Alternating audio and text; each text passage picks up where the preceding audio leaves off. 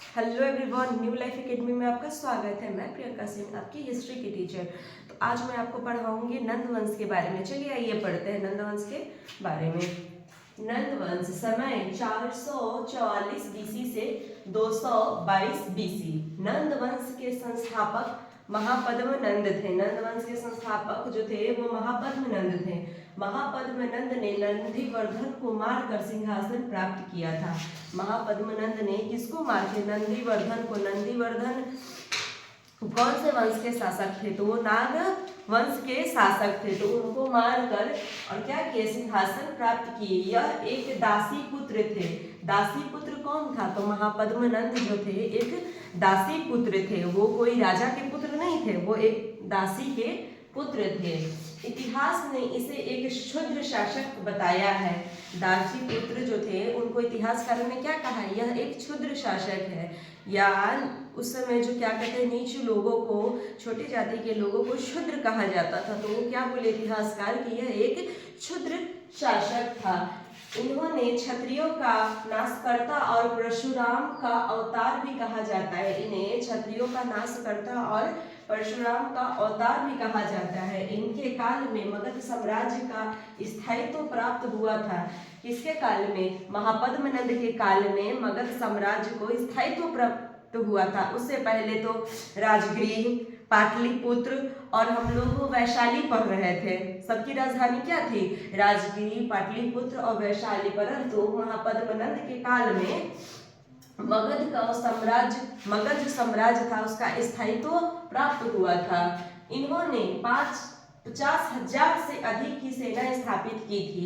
इसने महापद्म नंद जो थे उन्होंने 50,000 से अधिक की सेना स्थापित की थी। महापद्म नंद ने कलिंग पर भी आक्रमण किया था, जिसकी जानकारी हमें हाथी गुफा अभिलेख से प्राप्त होता है। महापद्म नंद ने कलिंग पर भी आक्रमण किया था, जिसका जानकारी किससे प्राप्त होती है? तो हाथी गुफा अभिलेख से प्राप्त होती है। हमें पौराणिक चीजों की जानकारी खुदाई के दौरान या अभिलेखों के दौरान ही तो हमें प्राप्त होती थी। तो उसकी जानकारी भी हमें हाथी गुफा अभिलेख से प्राप्त होती है। यह एक राट के नाम से भी जाने जाते हैं। यह एक राट के नाम से भी जाने जाते हैं। पाणिनि इनके मित्र थे। पाणिनि जो थे, ऋषि पाणिनि, वो क्या थे? इनके मित्र भी थे। पाणिनि ने अष्टाध्यायी पुस्तक की ग्रंथ की रचना की थी। पाणिनि जो थे वो अष्टाध्यायी जो ग्रंथ है उनकी रचना किए थे। महापद्म नंद के काल में तक्षशिला विश्वविद्यालय अधिक प्रसिद्ध हो गया। तक्षशिला जो विश्वविद्यालय था वो अधिक प्रसिद्ध कब हो गया? वो महापद्म नंद के काल में हो गया। महापद्म नंद जैन धर्म के अनुयायी थे। चलिए आइए देखते हैं तक्षशिला विश्वविद्यालय के बारे में। महापद्म नंद के काल में तक्षशिला विश्वविद्यालय अधिक प्रसिद्ध हो गया था। तक्षशिला प्राचीन भारत का सबसे प्रसिद्ध विश्वविद्यालय था। प्राचीन भारत का जो सबसे प्रसिद्ध विश्वविद्यालय था वो कौन था? तो तक्षशिला था। इतिहासकारों द्वारा इसकी स्थापना भगवान राम जी के भाई भरत के पुत्र तक्ष द्वारा की गई थी। इतिहासकार कहते हैं कि इस जो विश्वविद्यालय की स्थापना श्री भगवान जो नाम है श्री राम जी, उनके भाई भरत के पोते, पौत्र मतलब भरत के पोते द्वारा, जिसका नाम तक्ष था। भरत के पोते का नाम जो भरत जी जो है उनके पोते का नाम क्या था? तक्ष। उनके द्वारा इस तक्षशिला विश्वविद्यालय की स्थापना हुई है। तक्षशिला विश्वविद्यालय में कोई भी अध्ययन कक्ष नहीं था। तक्षशिला जो विश्वविद्यालय है, जैसे भी हम लोग कैसे हमारे कक्षा में स्कूल में हमारा कक्ष होता है या कुछ भी हमारा एक कक्ष होता है घर की तरह, परंतु उस समय नहीं था। वहां पे जो थे गुरु और शिष्य के बीच ना मतलब ना एकदम आपसी बातचीत होती थी। सही गलत समझाना उस समय जो थे क्या थे कि गुरु जो शिष्य को शिक्षा देते थे, तो शिक्षा जो शिष्य थे उसके बदले में गुरु की सेवा करके उसका मतलब चुकाते थे या धन देकर। तो एक ना खुला जगह था, ठीक है, कई कोसों दूर तक। तो वहां लोग गुरु जो है ना शिष्य को अपनी शिक्षा देते थे। कोई कक्ष में, कोई घिरा हुआ मकान के अंदर नहीं शिक्षा देते थे। उस समय की परंपरा थी कि यदि गुरु शिक्षा दे रहे तो अब उसके बदले हम लोग पैसा देते हैं ना। तो उस समय क्या था कि आप गुरु का यदि गुरु को अपने पास भी रख रहे हैं, यदि उनका खाना पीना उनकी सेवा कर रहे हैं, तो उनके लिए वही सब है। तो चलिए ये नेक्स्ट देखते हैं। क्या तक्षशिला विश्वविद्यालय में अध्ययन कक्ष नहीं था? नालंदा विश्वविद्यालय में जैसे अध्ययन कक्ष था, परंतु तक्षशिला विश्वविद्यालय में क्या था, अध्ययन कक्ष नहीं था। चाणक्य और ऋषि पाणिनि ने यहाँ से अध्ययन किया था। देखिए चाणक्य जो थे अर्थशास्त्र के पिता ही समझिए उन्हें, चाणक्य, और ऋषि पाणिनि ने जिसने अष्टाध्यायी पुस्तक ग्रंथ जो है उनकी रचना की थी, वो दोनों कहाँ अध्ययन किए थे, वो दोनों तक्षशिला विश्वविद्यालय में अध्ययन किए थे। चाणक्य बाद में तक्षशिला के प्राचार्य भी बने। चाणक्य जो थे अपने पढ़ने के बाद, अपना शिक्षा संपूर्ण करने के बाद तक्षशिला विश्वविद्यालय था उसका प्राचार्य, प्रिंसिपल भी बने। 5वीं सदी में हुनों के आक्रमण के कारण तक्षशिला विश्वविद्यालय का पतन हो गया। 5वीं सदी में हुन जो थे वो आक्रमणकारी थे, उन्होंने आक्रमण कर तक्षशिला विश्वविद्यालय को नष्ट कर दिया था। महापद्मनंद की मृत्यु के पश्चात घनानंद गद्दी पर बैठा। जब महापद्मनंद का मृत्यु हो गया तो उसके पश्चात कौन गद्दी पर बैठा, तो घनानंद गद्दी पर बैठा। महापद्मनंद के काल में तक्षशिला विश्वविद्यालय प्रारंभ हुआ था। तो चलिए आइए देखते हैं। धनानंद आरंभ नहीं हुआ तो उनके काल में अधिक प्रसिद्ध होने लगा था।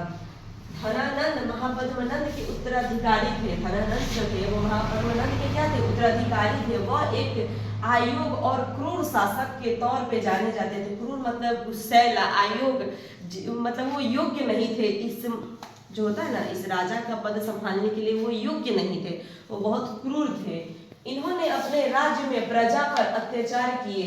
ये जो कि अपने राज्य और प्रजा पर काफी अत्याचार करते थे, मतलब उनके साथ काफी दुष्व्यवहार भी करते थे, और करों की भारी वृद्धि भी की थी। उन पर काफी कर लगा दिए थे। होता है ना पहले की राजा महाराजा जो थे हर प्रजाओं पे कर लगता था। जैसे वो खेती करते थे तो उसका सोचिए 50% यानी राजा को देना है, ये 25% देना है, जो भी उस समय मूल्य रहता हो। बट क्या किया था, जो धनानंद जो थे ना वो अधिक करों में वृद्धि कर दिया था। सपोज आपके पास 100 रुपये की आपके पास खेती हो रही है, वो 100 रुपये उसके आपको मिल रहा है, तो उसमें से ना आई थिंक 90% वो कर लगा देता था। आपके पास सिर्फ 10 रुपये ही बचेंगे। तो करों में भी काफी वृद्धि किया था, इसलिए उन्हें ना क्रूर शासक भी कहा जाता है। इनके दरबार में चाणक्य का अपमान हुआ था। धनानंद जो है उनके दरबार में जो चाणक्य है, चाणक्य कौन है, तक्षशिला में वो पढ़े भी हैं, वहाँ के प्रधानाचार्य भी बने हैं। तो उनका अपमान किसने किया था, तो धनानंद ने किया था। ये जैन धर्म के अनुयायी थे। इन्होंने 2 संतों को संरक्षण दिया था। ये किसके अनुयायी थे, ये जैन धर्म के अनुयायी थे। इन्होंने 2 संतों को संरक्षण दिया था। एक का नाम था स्थूलभद्र, दूसरा का नाम था सकटाल। क्या नाम था, एक का नाम था स्थूलभद्र और दूसरा का नाम था सकटाल। ये क्या थे, जैन धर्म के संरक्षण थे। 326 बीसी में महान यूनानी आक्रमणकारी सिकंदर ने इन्हीं के काल में भारत पर आक्रमण किया था। महान यूनानी जो आक्रमणकारी सिकंदर जो है, सिकंदर वो किसके काल में, तो धनानंद के काल में ही पहली बार वो भारत पर आक्रमण किए थे। समय क्या है, तो 326 बीसी। और 322 बीसी में चंद्रगुप्त मौर्य ने धनानंद को मारकर मौर्य स्थापना कर दिया था। किसने कर दिया था, तो चंद्रगुप्त मौर्य ने। किसको मारकर, धनानंद को मारकर किसके स्थापना कर दिया था, तो मौर्य साम्राज्य का स्थापना कर दिया था, जो कि मगध साम्राज्य पर, मगध पर अब किसका शासन आ गया, तो चंद्रगुप्त मौर्य का। पर इसके पहले एक और कहानी है। चंद्रगुप्त मौर्य को जो है वो चाणक्य ही गाइड किए थे। चाणक्य जो है वो प्रतिशोध अपना बदला लेना चाहते थे धनानंद से, तो उन्होंने ही गाइड करके, मतलब उनको गाइड करके और क्या किए, किस पे आक्रमण करवाए, तो 322 में वो धनानंद पे आक्रमण करवाए और उनको मारने के पश्चात मौर्य वंश स्थापना हुआ। तो नेक्स्ट क्लास में हम लोग मौर्य वंश के बारे में पढ़ेंगे। तो आज की क्लास यही समाप्त होती है। आप लोगों को क्लास समझ में आई है? Yes ma'am. Okay bye.